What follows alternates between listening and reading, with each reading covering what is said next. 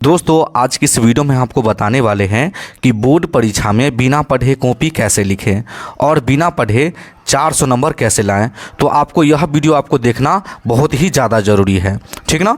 तो यह प्रक्रिया हम लोग 4 टाइप में हम लोग समझेंगे, ठीक ना, 4 रूल में समझेंगे। पहला रूल है आपका बिना पढ़े 400 नंबर कैसे लाएं। दूसरा रूल है अगर आपको कुछ नहीं आता है तो आप क्या लिखें, उसमें आप कॉपी में क्या लिखें। अगला है आपको कैसे लिखना चाहिए, है ना। तो इन सभी को हम लोग इन सभी चारों टाइप को हम लोग पूरी वीडियो में जानेंगे, तो शुरू से अंत तक बने रहिएगा। तो चलिए हम लोग सबसे पहले रूल को जानते हैं। तो देख सकते हैं बाबू, ये आपका पहला रूल है जिसमें हम लिखे हैं सबसे पहले आपको एग्ज़ाम में काला या नीला पेन लेकर जाना है। आपको 2 ही पेन वहाँ इस्तेमाल करना है, एक काला पेन और दूसरा आपको नीला पेन ही ले जाना है, ठीक ना। चलिए आगे हम आपको लिखे हैं, आपको पहले ऑब्जेक्टिव प्रश्न दिए जाएंगे जिसके निश्चित समय होता है। कहने का मतलब सबसे पहले आप जब एग्ज़ाम में बैठिएगा तो आपको सबसे पहले आपको ऑब्जेक्टिव प्रश्न ही दिए जाएंगे, ठीक ना। तो आपको क्या करना है, ऑब्जेक्टिव को बनाना है, क्योंकि वहाँ आपको 1 ही घंटा दिया जाएगा ऑब्जेक्टिव को बनाने के लिए। अगर आप छोड़ देते हैं तो यहाँ पे आपका 1 घंटा, जैसे ही 1 घंटा के बाद अवैध समय होगा तो वहाँ पे आपका प्रश्न पत्र जो है वो मार्कशीट आपसे छीन लिया जाएगा। तो आपको क्या करना है बाबू, 1 घंटा के अंदर ही, है ना, आपको क्या करना है, ऑब्जेक्टिव प्रश्न को हल कर देना है, ठीक ना। जैसे कि लिए आपको ऑब्जेक्टिव प्रश्न जब मिलेगा तो 4 ऑप्शन रहेगा, जैसे A B C D इस प्रकार से रहेगा। तो जो आपका राइट आंसर होगा वही में आपको भरना है। जैसे कि मान लीजिए पहला का प्रश्न का जवाब मेरा B है, तो इसको बहुत ही बढ़िया तरीके से आपको घसना है, ठीक ना। और यह जो घासने वाला जो प्रक्रिया है, आपको क्या करना है बाबू, काला पेन चलाना है। क्या चलाना है, काला पेन। जिससे क्या होता है कि जब OMR शीट का जब चेक होता है तो मशीन में बहुत ही अच्छी तरीके से एब्जॉर्ब कर लेता है, ठीक ना। और आपको क्या करना है, गोला से बाहर नहीं भरना है, ये आपको ध्यान रखना है। और एक सवाल में आपको 2 गोला नहीं भरना है। जैसे ही आप 2 गोला भरिएगा तो ये सवाल क्या हो जाएगा बाबू, कट जाएगा, ठीक ना। तो ये बहुत ही अच्छी तरीके से आप समझ गए होंगे पहला रूल। तो अब चलिए हम लोग दूसरे रूल को समझते हैं। तो यहाँ पे लिख लिए हैं बाबू दूसरा रूल, देख सकते हैं यहाँ पे लिखे हैं। फिर उसके बाद आपको सब्जेक्टिव प्रश्न दिए जाएंगे। कहने का मतलब आपको ऑब्जेक्टिव प्रश्न पहला मिलेगा, तो ऑब्जेक्टिव प्रश्न को आपको क्या करना है, 1 घंटा के अंतराल में आपको बना लेना है। उसके बाद आपको सब्जेक्टिव प्रश्न को बनाना है, ठीक ना। क्या करना है बाबू, सब्जेक्टिव प्रश्न को बनाना है। तो हम लोग यहाँ पे लिखे हैं फर्स्ट पेज में आपको काट पीट कर नहीं लिखना है। कहने का मतलब जो आपको सब्जेक्टिव में देखना है कि कौन सा प्रश्न आपको आ रहा है, सबसे पहले आपको उसी को बनाना है, ठीक ना। जो प्रश्न आएगा आपको उसी को सबसे पहले आपको बनाना है। उसके बाद हम लोग दूसरे प्रश्न को हल करेंगे, ठीक ना। फिर आगे हम आपको लिखे हैं, आपको जितना अच्छा हो सके उतना अच्छा लिखना है। आप जितना राइटिंग बैठा सके उतना आप अच्छे बेहतरीन तरीके से लिखिए, क्योंकि जितना आप बेहतरीन तरीक़ा से लिखेगा उतना आपको बेहतरीन नंबर मिलेगा, है ना। काट खोट कर नहीं आना है, घस उस कर नहीं आना है। अगर मान लीजिए कोई शब्द अगर हमसे गलती भी हो गया, उसको वैसे ही रखिए, काटिए घसिए उसे नहीं, है ना। जैसे कि हम आप लिखे तो आपकी जगह पे आम लिखा गया, है ना। तो यहाँ पे आपको घसना नहीं है, इसको छोड़ देना है, वैसे ही लिखिए। फिर उसी प्रकार से फिर आपसे स्टार्ट कर लीजिए, है ना। तो ये भी आप दूसरा रूल अच्छे से समझ गए होंगे। अब चलिए हम आपको तीसरा रूल बहुत ही अच्छी तरीके से फिर समझाते हैं। चलिए बाबू, तीसरा रूल हम क्या लिखे हैं, ये देखिए। तीसरा रूल में लिखे हैं, जब आपको प्रश्न कॉपी मिलेगा उस समय आपको प्रश्न को सही जरूर पढ़ना है। कहने का मतलब क्या होता है कि जब बच्चा एग्ज़ाम में जाता है तो हड़बड़ी के चक्कर में उसका ऑप्शन A होता है और मार के चलाता है B, है ना। गुना करना है 2 और 4 को करेंगे तो 8 लिख दिया 6, है ना। तो इस प्रकार से आपको हड़बड़ी नहीं करना है, बहुत ही अच्छी तरीके से प्रश्न को पढ़ना है और उसका जवाब देना है। आपके पास बहुत समय रहता है, आप बढ़िया से भी लिखिएगा।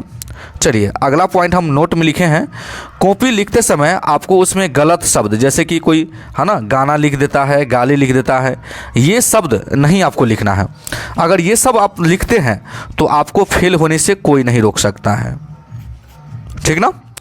कोई भी अगर टीचर अगर मान लीजिए कि अगर प्रश्न को चेक करता है, प्रश्न पत्र कॉपी को चेक करता है, तो अगर आपको ये शब्द अगर लिख देते हैं तो वो कभी भी आपको 1 नंबर भी नहीं देगा, ठीक ना। तो ये शब्द का प्रयोग कभी भी आप नहीं करें। कभी कभी क्या होता है, कोई बच्चा दिल पार देता है और यहाँ पे लड़की का नाम लिख देता है। ये सब काम आपको नहीं करना है। ये सब प्यार मोहब्बत बाद में चलेगा, ठीक ना। एग्ज़ाम आपको बहुत अच्छे तरीके से देना है और जो आपको आता है वो अच्छे तरीके से आप लिखना है, ठीक ना।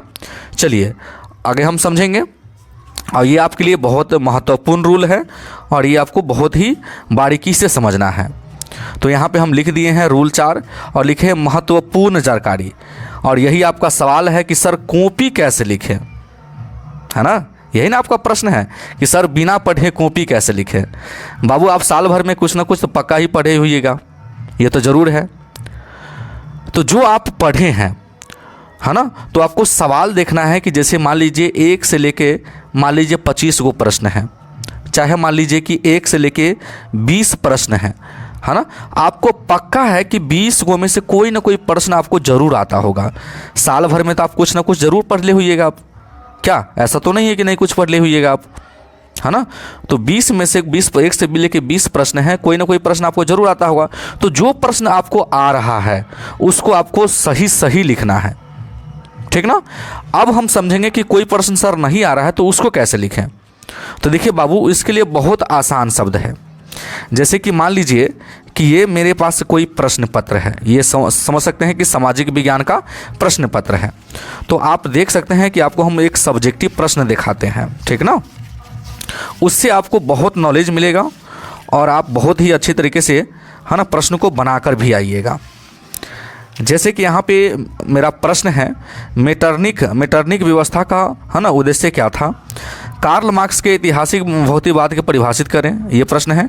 साइमन कमीशन का उद्देश्य क्या था, है ना। अगला, हस्तक्षेप की नीति क्या है।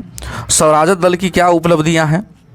अब देखिए यहाँ पे, जैसे कि मान लीजिए कि बाबू मेरा साइमन कमीशन, जैसे मान लीजिए ये प्रश्न हमको नहीं आ रहा है, अब ये प्रश्न हमको लिखना है। तो देखिए बाबू, ये साइमन कमीशन से ज़रूर है कि 1 न 2 या 4 ऑब्जेक्टिव पक्का पूछा ही होगा, ठीक ना। जैसे कि कोई भी चैप्टर का, जैसे साइमन कमीशन है, कोई चैप्टर से रिलेटेड होगा, तो आपको साइमन कमीशन को रिलेट करना है कि ये कहाँ का प्रश्न है और वो जो चैप्टर आप पढ़ ले होइएगा उसके बारे में लिख दीजिए बहुत अच्छे तरीके से। और नहीं तो सबसे शॉर्ट तरीका है कि आप देखिए साइमन कमीशन जिस चैप्टर से आया होगा इसका ऑब्जेक्टिव कम से कम 2 या 3-4 क्वेश्चन जरूर पूछा ही होगा। तो आप लोग ऑब्जेक्टिव जो प्रश्न दिया गया है उसको बढ़िया से पढ़ करके और अपने से शब्द बना के लिख दीजिए, बहुत अच्छे तरीके से लिखा जाएगा। आपको गलत लिखने से तो बेहतर है कि आपको लिख देना होगा, क्या बाबू, है ना। जैसे कि मान लीजिए नीचे दिया गया है, स्वराज दल की क्या उपलब्धियां थी, ये प्रश्न है ना। स्वराज दल की क्या उपलब्धियां थी, तो इसका पक्का है कि प्रश्न 2 या 4 पूछा ही होगा ऑब्जेक्टिव में, ठीक ना। तो उन प्रश्नों को क्या करना है, आपको बहुत ही अच्छी तरीके से पढ़ना है और देखना है कि ये दोनों आपस में मैच कर रहे हैं कि नहीं। मैच करेगा तो उस जो प्रश्न दिया है उसको रिलेट करके इसमें हम अच्छे तरीके से लिख देंगे। प्रश्न को नहीं लिखना है, प्रश्न को रिलेट करके, ये सवाल से रिलेट करके उसमें लिख देना है। आपको कितना शब्द लिखना है, कम से कम 4 लाइन लिखना है, 4 या 5 लाइन लिखना है और आराम से हो जाएगा। गलत लिखने की भी ज़रूरी भी नहीं पड़ेगी आपको। तो समझ रहे हैं मेरी बात, है ना। तो इस प्रकार से आप प्रश्न को खोज करके ऐसे भी आप लिख सकते हैं सब्जेक्टिव क्वेश्चन। तो आई होप कि इस वीडियो से आपको कुछ ना कुछ सीखने को मिला होगा। तो अगर आप मेरे चैनल पे नए हैं तो वीडियो को लाइक कर दीजिएगा और चैनल को जरूर सब्सक्राइब कर दीजिएगा। वीडियो देखने के लिए बहुत बहुत धन्यवाद।